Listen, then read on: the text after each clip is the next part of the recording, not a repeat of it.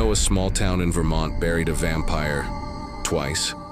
They say the ground still refuses to keep him down. Let me take you back to Mercy Brown's grave, 1892. A winter so cold, even the dead refused to stay still. The Brown family had been cursed. One by one, they wasted away. First Mary, the mother, then Mary Olive, the eldest daughter, then young Edwin, and finally, Mercy. Doctors said it was consumption, but the townsfolk whispered another word: vampire. Because every night someone saw a pale figure standing outside Edwin's window, and each morning, Edwin grew weaker. The town couldn't take it anymore. They gathered shovels, torches, and they marched to the cemetery. They dug up Mercy's coffin. When they opened it, they froze. Mercy's body looked untouched. Her cheeks were still pink, her lips red, and when they touched her skin, it was warm.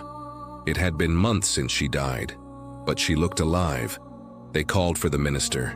He refused. They called for the doctor. He turned pale and muttered, "This isn't natural." Someone shouted, "She's feeding on Edwin." And that was enough. They cut out her heart, placed it in a metal pot, and burned it until it turned to ash. Then they mixed those ashes into water and made Edwin drink it to break the curse. He died 2 months later. The town buried him beside Mercy, and they prayed it was over. But it wasn't, because something strange began happening at night. People walking home after sundown heard breathing near Mercy's grave, footsteps, even laughter.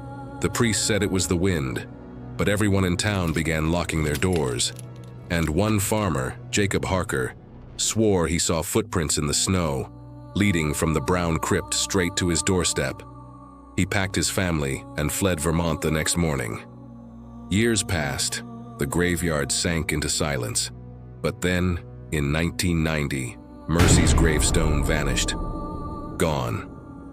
No one saw who took it. No one claimed it.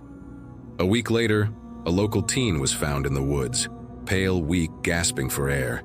His blood count was dangerously low. Doctors said anemia. Locals whispered, "She's back."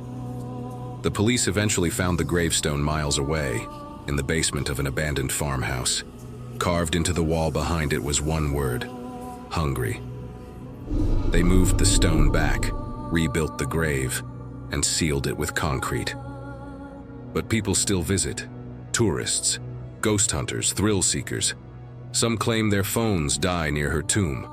Others say they feel something watching them from the woods. One man said he saw a woman's reflection in the frost. Pale face, dark eyes, blood on her lips. He never went back. Over a century later, no one knows what truly happened that winter. Was it superstition? A medical mystery? Or something darker still walking the frozen hills of Vermont?